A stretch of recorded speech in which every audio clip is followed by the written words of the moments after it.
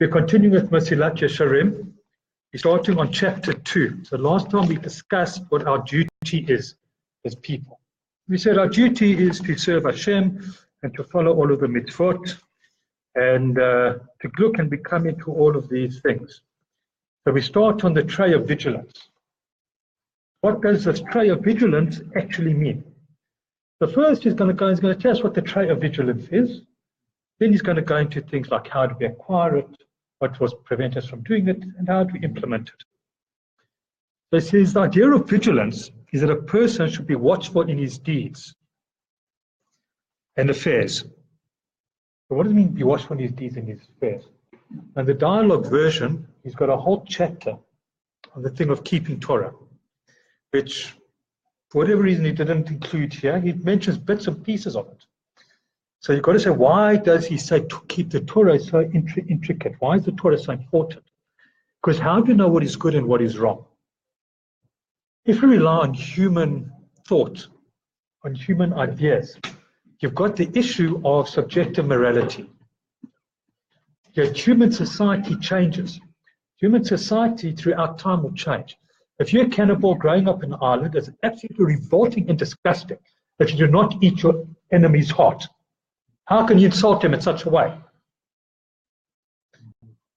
The body's okay, we can bury that. But you've got to show him that you honored him, that he was a brave enemy.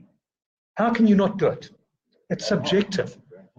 The only way we can have something which is a non-subjective, it comes from an objective third party. The problem is if human beings come up with what is moral and what is correct, they get all kinds of nonsense. We can see today's society. Doesn't matter what it is, as long as society says it's okay, it's acceptable. That's public morality. That's public morality. And that is why he's saying, that's why he says, that's why in the dialogue version, he's got this whole thing, he's got a whole chapter of how you have to have Torah study. Because the Torah has to be the basis of deciding what is right and what is wrong. Because if our basis is only what we think of as people, then it's subjective. And subjective morality changes according to society, according to time. It says, so we have to go and we have to investigate our deeds and our affairs. How do we do that? By comparing it to the objective yardstick of the Torah. As that is, we shall consider and scrutinize his deeds and ways to determine whether they are good or not. It says not to expose his soul to the danger of perdition, heaven forbid, but follow his habits like a blind man in the dark. So we've got to go. We can't sit there. Now, if you're in the computer world, in the process world, you've got maturity levels. And what is the fifth level of maturity? When do you know your process is perfect? When you measure it and you review it and you implement changes based on what you reviewed. As I was already saying, we've got to live our lives as mature individuals that we don't just do things, but we measure our stuff against an objective standard, which is the Torah. And when we find a fault, we go back and we change it. Now, that is surely something that reason demands. Since man is possessed of the knowledge and understanding to save himself, to avoid his soul's perdition, how can he possibly want to disregard the steps needed to save himself? There's surely no greater baselessness and folly.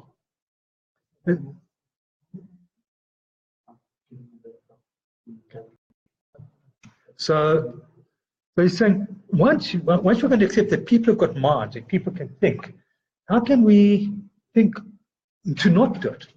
It would be completely illogical to not do it. If we know that we've got souls that are going to suffer if we don't do the right thing, how can we not? It says, one who acts in this way would then be lower than the beasts and wild animals. So the way he's talking about is the one who doesn't examine his deeds.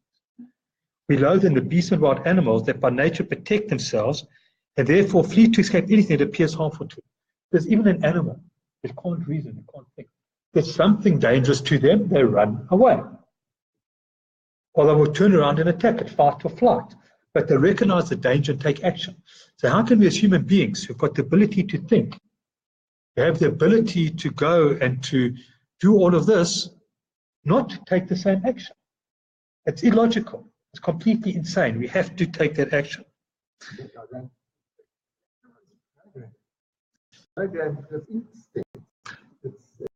Absolutely, but what he's saying is, even at an instinctive level, if there's something dangerous to the animal, they run away. So if a person doesn't examine their deeds, they're even lower than an animal. The animals at least will run away. A human being who doesn't examine his actions is not even acting at an instinctive level. At an instinctive level, he should try to pull away from sin. He's not even doing that much. Even lower than an animal. Because he just continues without even bothering to change anything. The animal can't change, but the animal at least runs away. The human being who can change, who does have the choice, just sits there and does nothing. Okay, but we're not talking Bilam Zas. Bilam Zas is instinct to save one's life. On this earth, one's not saving one's life with the other earth. I mean, that's the instinct. Yeah, but that's what we're saying. So, what's more important? 70 years on this earth, or eternity in the world to come? So I'm sitting here and I've got a choice. I can go do an immoral act. I can eat an unkosher piece of meat.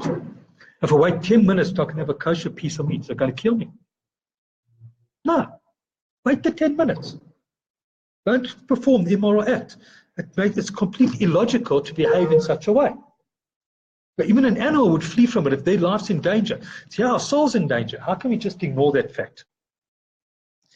So he continues, one who goes through life without considering whether his path is good or evil is like a blind man walking along a riverbank.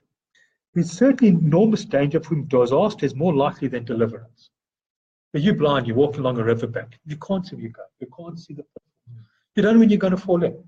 Chances are you're going to fall in. You're going to trip over something. You're going to fall in. But he just walks along blindly. It's insane. He should. That blind man should be calling out to somebody to come help them, to guide them. No. No, he knows he's at the riverbank. He knows he's at the riverbank and he doesn't care. That's what he's saying. That a person who goes through life without examining his deeds, without worrying what he does is right or wrong, is like that blind man. I walk along the riverbank. Who cares? They're saying that's what you're doing. For the lack of caution due to natural blindness or willful blindness, and the closing of one's eyes through free choice and volition are one and the same. It says whether you're naturally blind, you don't know there's a riverbank, then you walk along, you're in danger, or you know there's a riverbank, then you walk along it knowing there's a danger. It doesn't make a difference. Either you're going to fall in. So we've got to say this. Yirmiyahu would bemoan the evil state of the people of his generation because of the affliction with this vice. That is, they were oblivious to their deeds, paying no regard to their nature, only whether they were worthy of being performed or being abandoned. He said of these people, no one regrets their wrongdoing, saying, what have I done? They all returned to their course like a horse plunging headlong into battle. This comes from Yirmiyahu, chapter 8, verse 6. That is to say, they pursued their course by force of habit and conduct, without leaving themselves the time to examine their actions and ways. As a result, they fall into evil without seeing it coming. As if you just spend our lives rushing head forward, doing things out of habit, you're going to have problems.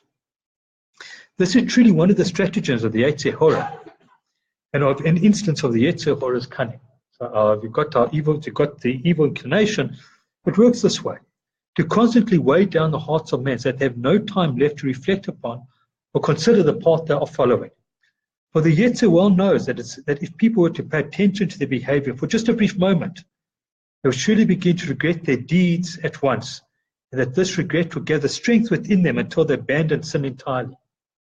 This is similar to the scheme of the wicked Pharaoh, when he proclaimed, intensify the men's labor, and see they do it, let him not pay attention to false words. So when Moshe comes to Pharaoh the first time, he says, let my people go. He says, no, if you people have got time to listen to this man, then you've got too much time in your hands. I will give you more work. Because with more work, you won't have time to reflect. He says, this is the same thing, our Yetzer Hara. You don't have time to just do what you have to do.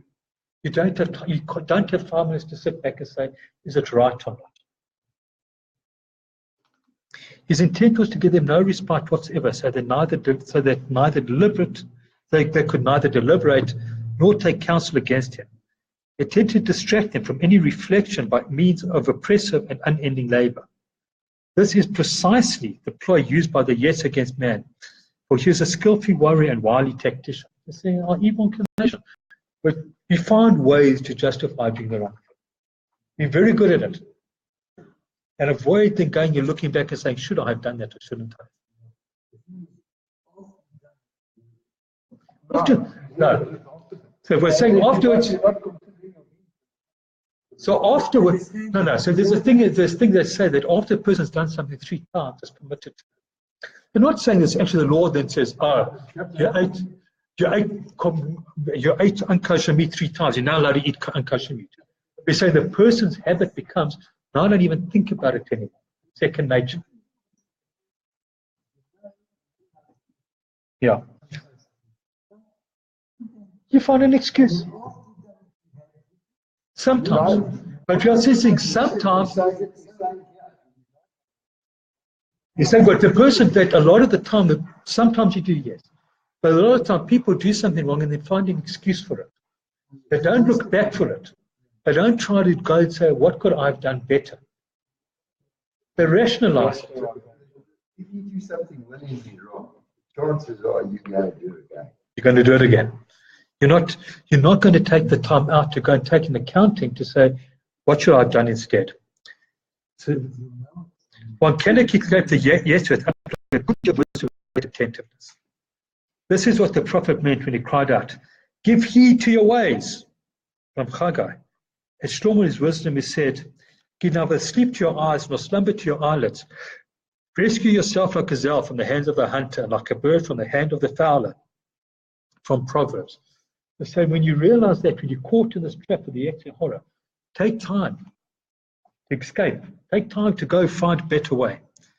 And our sages, Zichron Livrocha, said, whoever praises his ways in this will merit seeing the salvation of the Holy One, blessed be he. So this comes from, they say this in both Talmud Ma'ed Katan and in Sota. It's evident that even if man keeps watch over himself, he's incapable of being saved without the help of the Holy One, blessed be he. For the evil of the Yetzer is extremely resolute. As it states in the scripture, the wicked one watches out for the just and seeks to slay him, but God will not forsake him to his hand, from to heal him. Found in Psalm 37, verses 32 to 33. A person carefully watches himself ever, God will then assist him, and he will be saved from the evil Yetzer Hara. But if he does not watch over himself, God will certainly not watch over him. For if he does not have consideration for himself, who will have consideration for him? This is similar to our sages, may the memories said, anyone who is not mindful, it is forbidden to pity him. So this sounds quite bad. So this comes from Masechet Brachot. So we find that based on Yeshayahu, Prophet Isaiah, he says, the Jews were punished and not saved by God because they did not stop to reflect on their sins. If we don't stop to reflect on our sins, how can God save us? We do still doing the same thing. If we continue to do the same thing, we're not taking heed and we're not stopping. If God saves us, we're just going to continue doing the same thing. We've got to take a step to at least stop and reflect.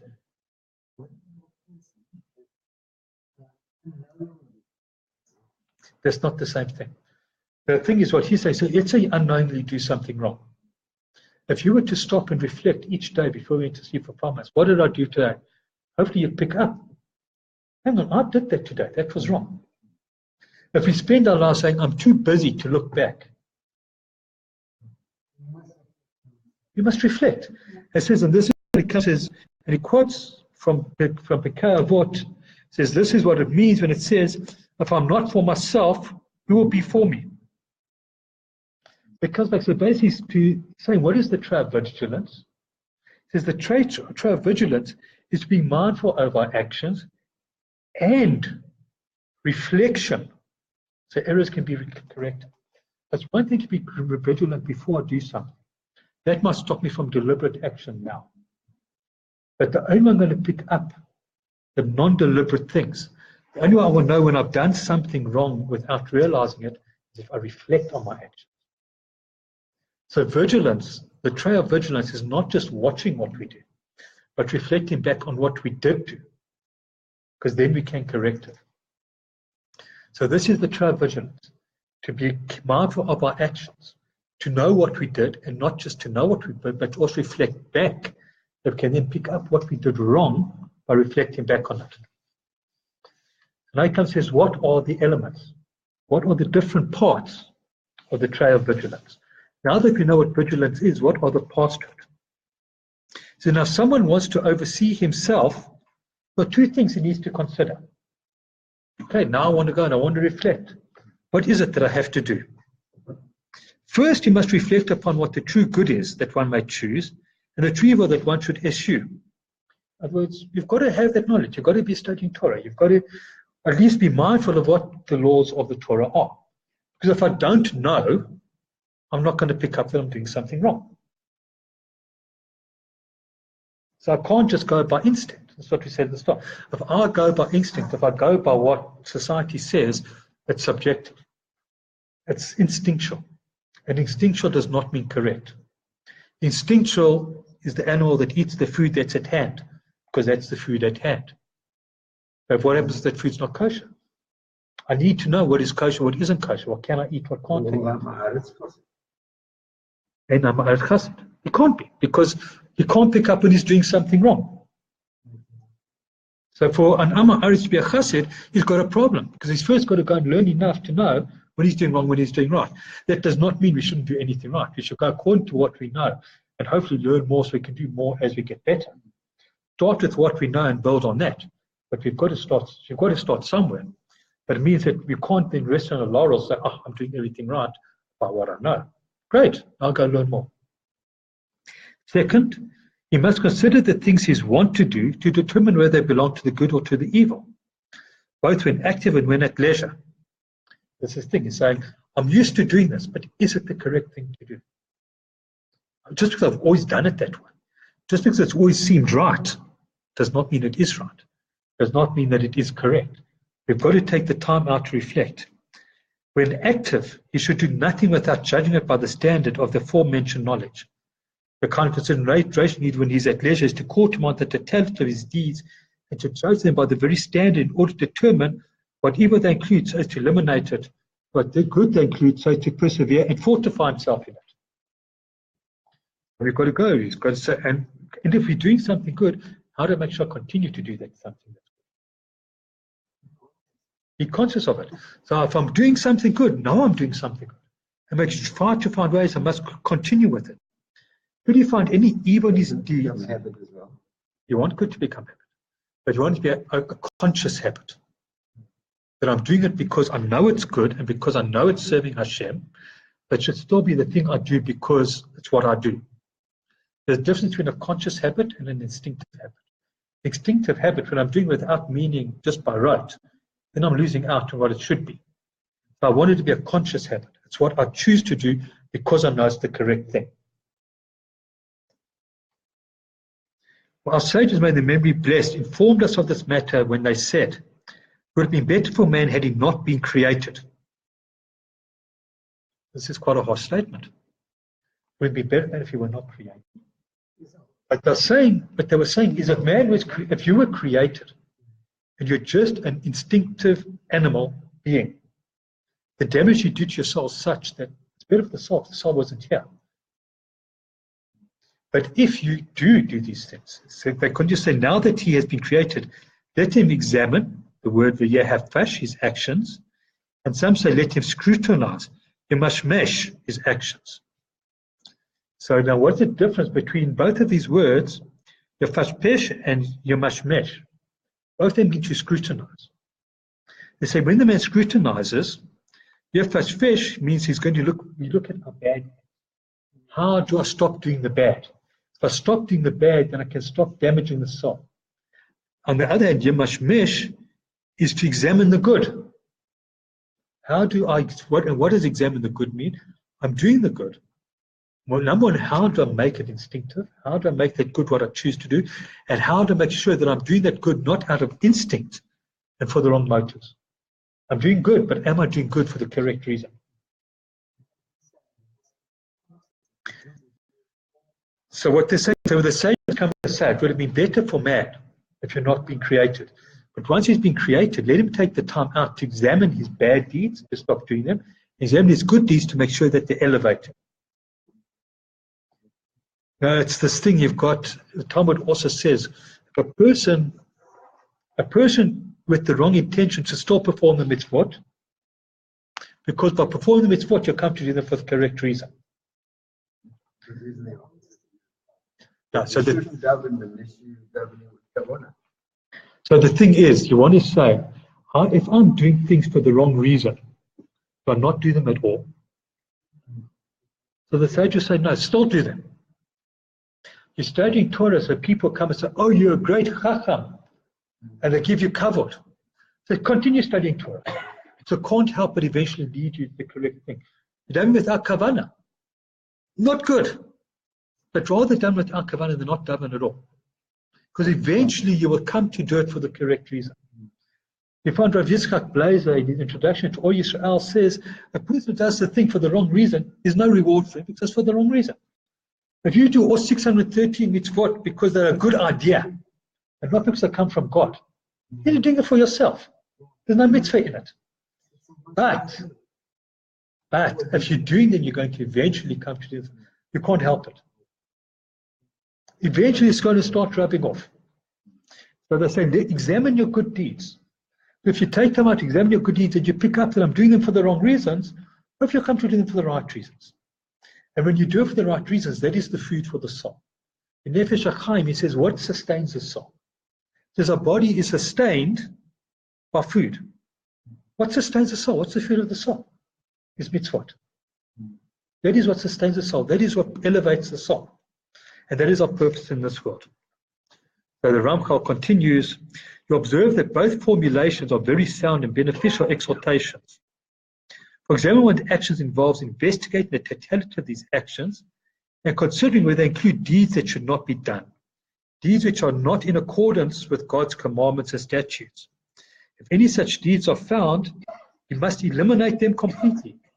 Scrutinizing one's actions, however, involves investigating even one's good deeds, which we're saying, examining and determining whether they contain an undesirable motive or bad component that needs to be discarded and eliminated. Of course, he goes into this quite a bit later when he goes into the tray of purity. Because the tray of purity is we now want to examine our deeds and say, how do we elevate the deeds? How do we use those deeds better? So here we're just saying in vigilance, we want to identify where we're going wrong. We want to identify what's wrong. Whereas in the tray of purity, we then go say, how do I elevate them? This is similar to feeling a garment to determine whether it is sound and strong or weak and worn. So shall a person scrutinize his actions as thoroughly as possible to discern their nature and to remain absolutely pure and clean. In summary, a person wants to all his deeds and watch over all his ways so as not to retain a bad habit or trait, much less a transgression of sin. Continues, I consider it necessary for a person to carefully evaluate his ways every day, much as great merchants constantly assess all their affairs so the later suffer no damage. One should fix periods and times for this practice so the evaluation is not haphazard but conducted with great regularity, for this yields significant results. The sages, may their memory be blessed, taught us explicitly about the need for such reckoning. They did so by saying the following. Therefore the Moshalim say, come to Cheshbon. That is, therefore those who rule the Moshalim, therefore those who rule the Moshalim, their Yetzer can say, let us make the world's most vital reckoning. A Cheshbon is an accounting, a reckoning. And you find there's a fantastic book, Cheshbon and Nefesh, by Rabboni Yonah of Garondi, which a lot of people have a habit to study in Elul. He talks about how do you do this reckoning? How do you put down and go and say, this is what I'm doing right, this is what I'm doing wrong, and each day examine that to come to improve yourself. And he talked. It would be fantastic, but realistically, we need to do it for ourselves as well. And he comes, says this, and he's got and he raised right in a long time before people had double column methods of accounting. He was talking about let's start debits and our credits. Let us make an accounting for the soul. Yeah. Correct. The Grad invited the Dubna Magid to come live with him. So the Dubna Magid will be on hand to say to him, wait a second, examine your deeds. Yeah. Therefore come, let's make those by far to reckoning, weighing the loss suffered by performing the mitzvah against its reward, the reward of transgression against the loss it brings about. When we do a mitzvah, the time it takes or what it costs us, do you really want to measure it against its ultimate eternal reward? When we have a reward from doing something wrong in this world, what's it if we compare that to the damage we do to ourselves? How can it? This is because only those who have already escaped the grip of the Yetzer and have come to dominate it are able to offer this true advice or even see its truth. For if a person is still in prison, the jail of his Yetzer horror, his eyes cannot see this truth and he is unable to recognize it. The Yetzer quite literally blinds his eyes. It is like someone walking in the darkness with obstacles in his path that he cannot see. This is what our sages, may their memory blessed, meant when they said, you make darkness and it is night. This refers to this world, which is similar to night. Understand how splendid this true dictum is to the one who delves deeply to comprehend it. For the darkness of night can cause a man's eyes to make two types of errors. It may either cover his eyes so he sees nothing before him at all, or it may deceive him so the pillar appears as a man, and a man appears as a pillar. Similarly, the materiality and corporeality of this world constitutes the darkness of night to the mind's eyes, causing a person to err in two ways. It prevents him from seeing the pitfalls in the worldly matters. The Yetzer can make us blind. We don't even see that we're doing something wrong. Hence, fools walk securely and then fall and perish without ever being overcome by fear. This is the sense of what Scripture says. The way of the wicked is like deep darkness. They know not at what they stumble. That's from Proverbs again, Mishlei. And the crafty man saw trouble and took cover. The fools pass on and perished. That's from Mishlei. Once again from Mishlei, chapter 22, verse 3. A wise man fears and shuns evil. The dullard is insolent and confident. Mishlei chapter 14, verse 16. Their hearts are sound as the temple hall, and they fall before they are even aware of any pitfall. So this is the first kind of pitfall we have from being blind by Yetzer Hara. We don't even see what's wrong. If somebody is guided by the Yetzer Hara, somebody is guided by the evil inclination, they don't even know they're doing wrong. They make excuses. They stumble straight into it. The second error, it can be even more severe than the first. So on the one hand, the Yetzer Hara mustn't even see we're doing an error. We do it wrong. Because why is the second one so bad? It distorts their vision so much that evil appears to them as good and good as evil. So this is what you get in the modern world. How can you say something like that? You're so politically incorrect. How can you say something like that is wrong? People just love each other. How can you say that love's wrong? We actually turn around and make the evil good and the good evil. That's the justification. We go and we twist it completely around. Yes, it says, don't look at it. It doesn't matter. We've got an excuse. Two men want to love each other. That's fine. Let them marry. It's love. But that's a Yetzer Hara. We've got it right here. Twist it around. Make the evil good, the good evil. How dare you object against it? Everything's okay. Not keeping the Torah in mind. Yeah, that's the case. Once again, it comes to subjective morality. Society has subjective morality. That's what society says is good. And once you've got what society says is good, the good can be twisted to evil, the evil to good. So this is why the second time, and the Yetzer Hara blinds us so that the pillar appears like a man appears a pillar, is worse than the first one. We do something wrong without even knowing it's wrong. Okay? The second one, we actually twist it. Subsequently, they fortify themselves in the evil doing, holding fast to them.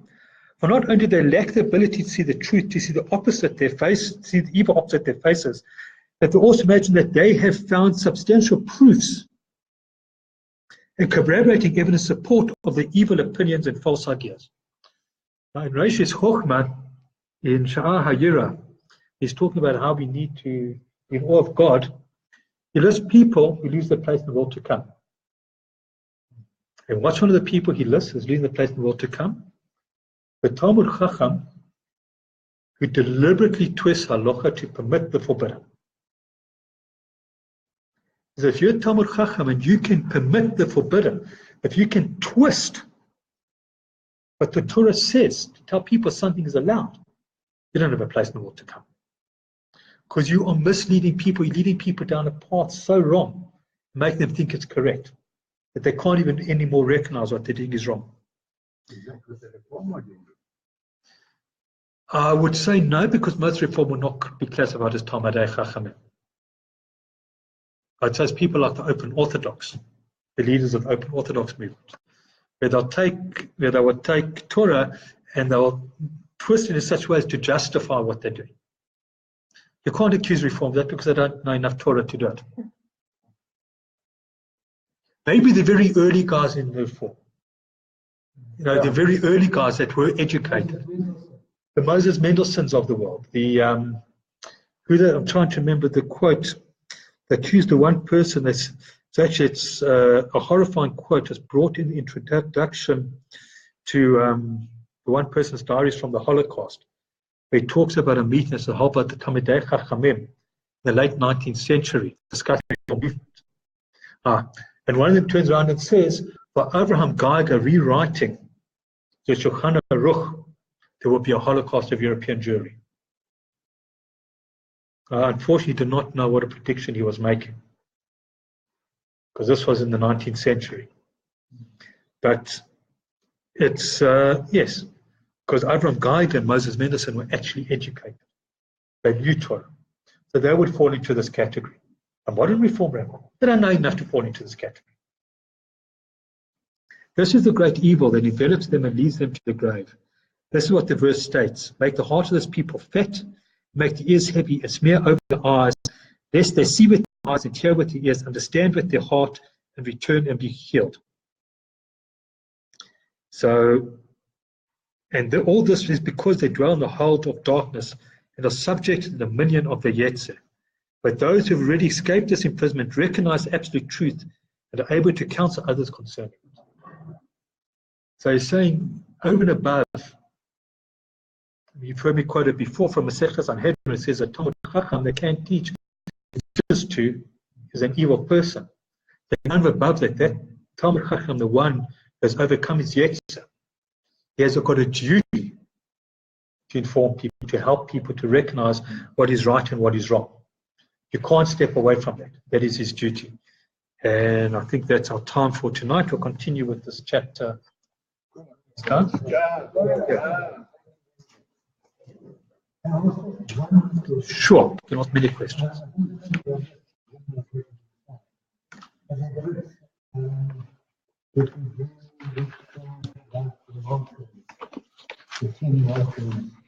Where someone says,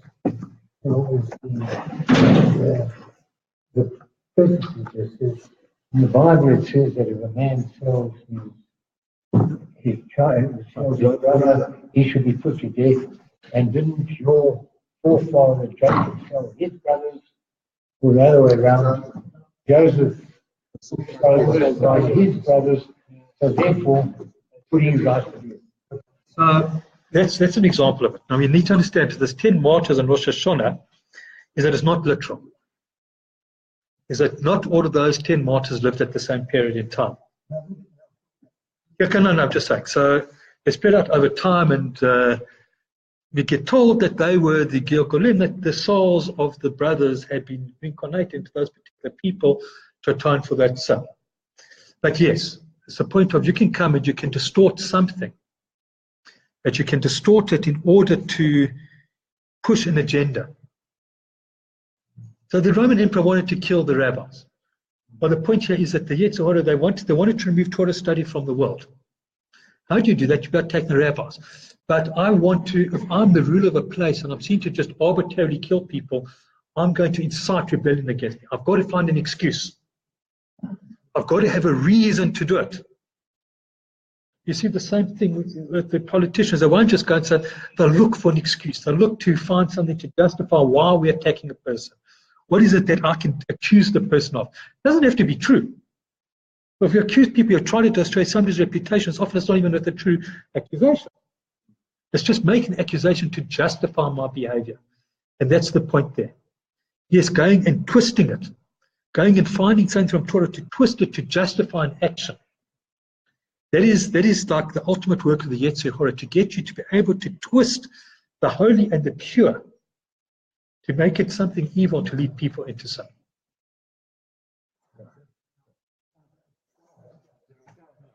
Yeah.